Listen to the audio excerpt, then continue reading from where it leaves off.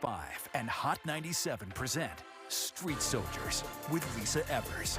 I'm so glad you're joining us for this episode of Street Soldiers.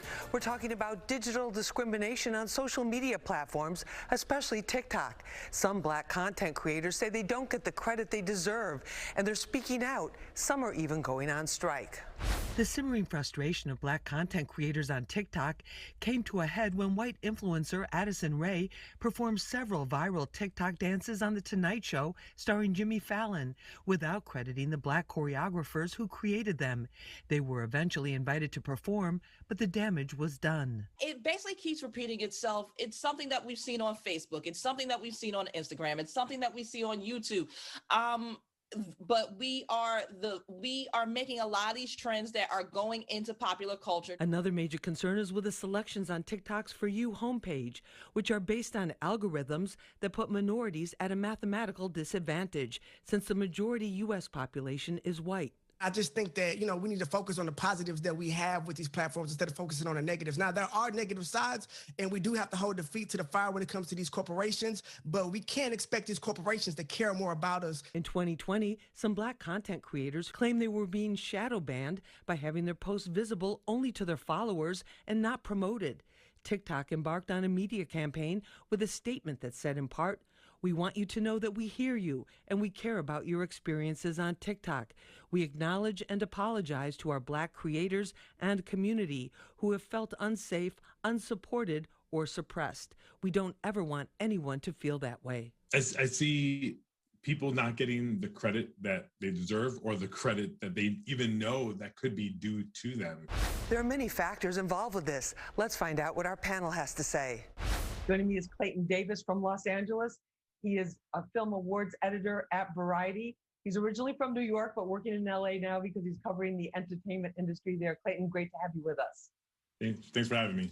Thank you so much. Also joining us from Atlanta is Joe Stone. He's a content creator and podcast host. Joe, great to have you with us. Thank you for having me. Thank you so much. Also with us is Cherie Smith. She's the editor-in-chief of Laptop Magazine, joining us from New York. Cherie, thank you so much for being with us. Thank you. It's a pleasure to be here.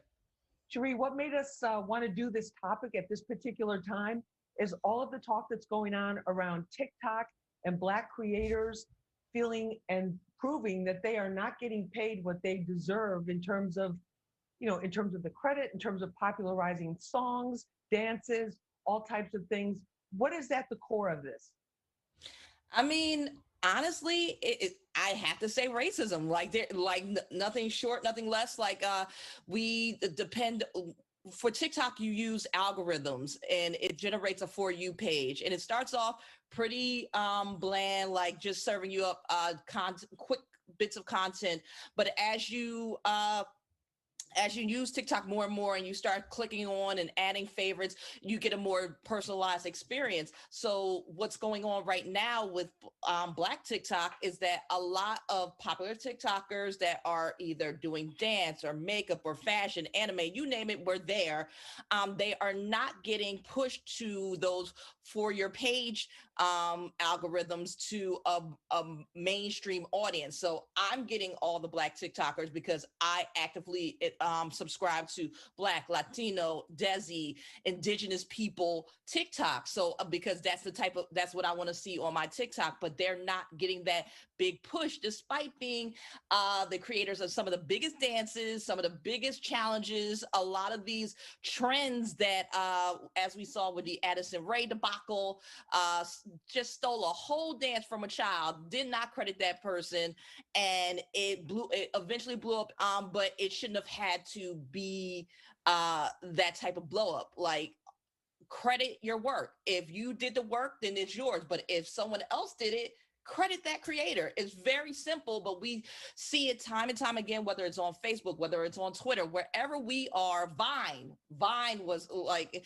wherever we are and we're doing the trends, we are not getting the recognition that we deserve. And it's honestly, I think it's criminal. Well, Joe Stone, as a content creator, how do you feel about that? Do you believe there's this type of digital discrimination going on? I think it's a complicated question. I think it's a little bit more complicated than it just being about race. There's a lot of factors involved. Like, for instance, I think there is a significant misunderstanding when it comes to like content worth, especially on TikTok, because most people aren't making money from their TikToks. And there is like there is a community that was used to be promoted by gurus on TikTok. Like if you went to TikTok, you would see about 10, 20 gurus telling you, hey, go look at TikToks, go write down your favorite ones, then copy them and then make videos about them. So that is actually like a part of TikTok. Now they're getting away from that because of all of the recent, conversation around Black creators not getting the credit they deserve. But that is kind of a part of the community of TikTok. But it also stems from people just not knowing the worth of the content. So if you're a large creator, right? Or if you're just a regular person, you make a video, you're just having fun with your friends, you're not a content creator. Now, a content creator may see that video and they're not making no money after that. They saw your video get 100 views. Nobody cares about that video that you made. I'm going to copy the video. It may not even be looking at it from a negative perspective, just like, okay, I'm going to do the same thing, because that's kind of like the copy dance movement. That's the thing on TikTok. Like they copy dances. Everybody does the challenges. Everybody does the dances. And I think that is just kind of absent-minded, because for that person, them dropping that TikTok video means nothing. But you are using that TikTok video and TikTok pays so little. You may have made no money, or you may have made a little money, and you don't see how you are taking away from that creator or that Black creator. But the recognition and numbers translate into money. And exactly. And Clayton Davis, is it this complex? Because it also hit a nerve among many Black creative individuals about this historic disrespect and disregard for Black creativity. We've seen it in music, we've seen it in film. Yeah, and I think what we're all describing here is a lack of education in the media space. So this goes to simple journalistic integrity that we all know about citing your sources. If that doesn't happen often enough, then that ends up being the failure. But I think we're almost at a point now when students are in school, I think we may have to start this even in elementary. I think the way we make gym a requirement, health requirement, science, social studies, media something of like when you're putting your things out there, the ramifications of putting stuff in social media, ethical questions, but then also how to protect yourself, and the liabilities. TikTok is one of the new kids on the block. They don't know about algorithms and stuff quite yet. They're just kind of spitting it out. And yes, the creators they don't have a big promotional system to make money. Right now, people are on TikTok seeking fame. So the Black creators that are on there, while they're doing amazing work because we're providing a lot of the basis of all these, trends getting up everywhere else, we're not knowing how to monetize that and make it work in our favor. And, we don't have, the big media mogul parents, a lot of those things those are what's lacking at the moment. It's just a simple thing of educating the community to know what their worth is. There's lots ahead. Stay with us. This ain't for you, boo. Everything ain't for you, and that is okay. Joe, explain to us how important these algorithms are, and just because your rise, your expansion, you've expanded your career all yourself, with your own name, your own hard work. Tell us about that. Like, how does that work? Like, what's important to you? Obviously, number of views, number of followers, number of fans but there's got to be more to it than that. Well, the thing is, and I think Eminem said it best. He had a famous line where he was like, if I was Black, I would have so half. I didn't have to finish high school to know that. And I think that speaks to this situation where it's like, okay, is it all a racism problem? I don't want to be quick to just make that the entire conversation. Is it a part of it? 100%. But I also think, like, if you're a Black artist, the people who are going to relate to your music first, your first fans are going to be Black people. Black artists don't cross over until they get to a white fan base. That's what crossing over is. But until then, your fan base is usually going to be pretty small, because you're talking about 12 to 13% of the population, as opposed to like 60 or 70% when it comes to Caucasian. So it's not the same thing. Your initial fan base is going to be smaller. You have a smaller pool to get from, and there's other creators also trying to garner attention in that fan base. So the competition is higher, and the people who consume the content, if we also forget, we are Most black people stay in highly populated major cities. We don't really get a good view of what the rest of the United States look like. There are white people everywhere else, you know what I'm saying, in rural areas. And they are used to seeing other white people. They're probably not gonna like your video. They're not gonna understand your vernacular. And it may not even be racism. It just may not be, they're just not interested in it. So you have a smaller market to market to, and I think that reflects in TikTok and every other social media. Yeah, but you Joe, have but black TikTok. but it's black. I'm going to jump in there because it's black popular culture. It's black music that drives American popular culture. 100%. That is now driving hip hop, which is the #1 most streamed form of music around the world for like the second or third year in a row. Sheree, what about that? Like the numbers are there, but you have a lot of whites who are buying products, creative products created and generated by black culture. Where's the balance in that? I don't think there is a balance. It's just very interesting to see this current generation trying to take AAVE or African American vernacular English and say, oh no, that's the culture, that's the generation's language. No, those are all slang terms made up for and by black people through various dialects and locations, what have you. It just so happens that it got so big that now you know about it. But at the end of the day, all those little hips, yes, and all those little terms that you love and want to say and want to sound cool, those come from black people. The popular saying still remains: people want our rhythm, do not want our blues. Like if you dig into TikTok, whether it's political TikTok, the gender wars TikTok, which is a whole nother thing, but like there's a saying, you end up on the wrong side of TikTok. For me, the wrong side of TikTok is the racist conservative TikTok, or like when you're calling out cultural appropriation, there is this huge backlash. So there was a Black Barbie trend where just celebrating Black women being beautiful in all our glory. And you're just lip syncing the words to Nicki Minaj's Black Barbie and just being pretty. Why are white girls doing this? So white girls started doing it too. There's all these songs that you could have chosen, but you chose this song. So when Black creators started calling it out, like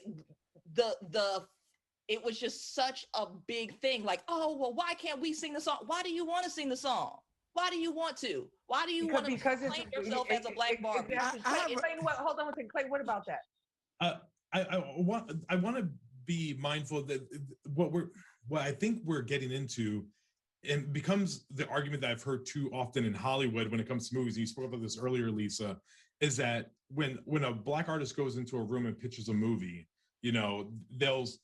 they say like, oh, Black stories don't make money, but we've seen time and time again they do. But Joe spoke about that briefly, about that crossover element, and I think that's where this argument comes. Like, is a movie, is a piece of art only for a particular group? But corporations don't see that. They don't see for a particular group. They see where can I make the most money for this product.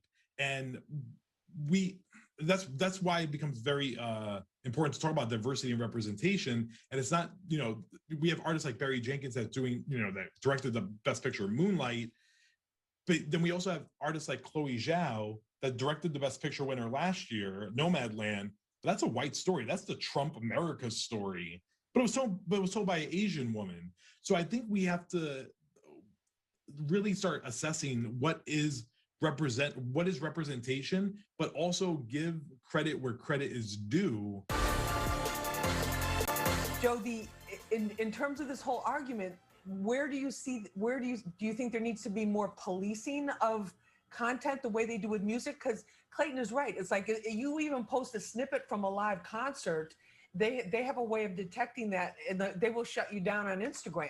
Like you're at a concert and there's music in the background, and it's not credited to anybody. What do you see going on here?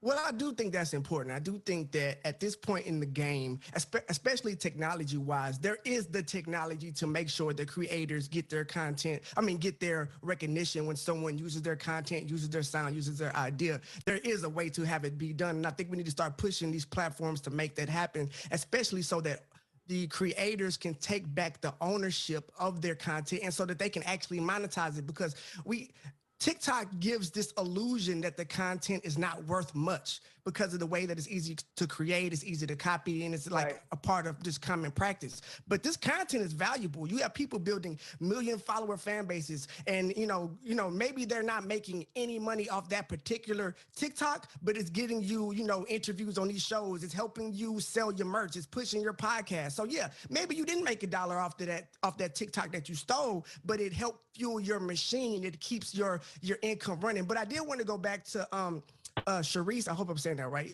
point about the whole Black Barbie situation when it came to Nicki Minaj. And I want to go back to that because I see sometimes in these conversations, we get kind of stuck in the weeds and we overcorrect and then start becoming, I guess, I don't know, more aggressive than we need to be. So like, for instance, if I'm Nicki Minaj, I want all of those little white girls singing my song. I want them making as many videos to that song as they possibly can because I get paid off it every time they do it. So, I mean, you're saying, and I get it. They do want Black culture. They don't want Black pain. They don't want Black stories, and I will agree to that 100%. But at the same time, we have to be careful about the narratives that we put out, because at the same time, these creators are saying, well, look, we want a part of this white fan base too. Put us on the For You page. Well, you can't say that, and then at the same time say, well, now I don't want you using the sound that I created. Well, that's the whole point, is to get that attention. I think there's a time and a place for everything. I think if it's a dance craze, fine. So perfect example. Megan Thee Stallion's latest song came out. Black TikTok, I was like, we're not making any dances because you don't credit us and we're not doing it. So if you look up the song in question, all you see is just ridiculousness. Nothing, no dances, nothing fly. No just fly people moves. they don't know what to do with themselves, and it's just become a big old joke. So if you look it up, like, it's just like, you're going to acknowledge us, and you're going to acknowledge us in the way that we deem fit. Like, there's a time and place for everything. If it's a dance, yes, let everyone do the dance, give the credit. But if it's a specific movement, it's literally like, hey, this is just something to appreciate Black women and their beauty. Because that particular trend is also under the protect Black women, Black beauty. This is a specific challenge. And it's just like, okay, well, we want to be, this ain't for you, boo. Everything ain't for you. And that is okay. Right, but everything is always comes down to being about the money. Right? Like who's making the money? And if it's a broadcast game, or it's a follower game, or it's a let me get enough numbers so I can get sponsored game, it's the bigger the number, the more money you make. Right? Absolutely. But I think that there's so many versions of TikTok. There's gay TikTok, there's LGBTQ TikTok, there's anime TikTok, there's a Black alt goth TikTok, there's goth TikTok, there's so many sections of it. So with this particular thing, this was for Black TikTok. This wasn't for mainstream TikTok. Is that what Nicki Minaj said? Yeah. I don't think Nicki weighed in at all yet. Has she?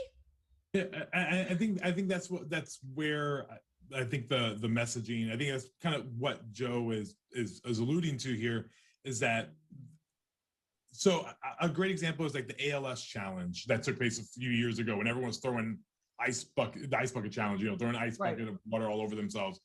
None of us had ALS. Right. And the whole point of it was to raise money for that community, but everyone got into it and it just became kind of a craze. And while I see the point that Sheree is making, that it's not for the white community, I think there's a way for them to participate and still credit what the core of it is. They can do the dance, like, this is for hashtag Black beauty. I am Black, but please make sure that you're, represent, respecting Black women. And there's ways of going about it. Again, I think that's just about providing a safe space and also an honest and raw space to have an uncomfortable conversation regarding race. Why is it that this dance craze, utilizing the Nicki Minaj song, is taken off in the Black community? Those are some questions I feel like need to be asked, and we need to be able to have the conversation that a lot of people just don't want to have. on various sides of the spectrum. Thanks for joining us for this episode of Street Soldiers. You can share this episode and watch it again on our Fox 5 NY YouTube page. Remember, use your mind, it's your best weapon. I'm Lisa Evers. Let's push for peace, love, and justice for all.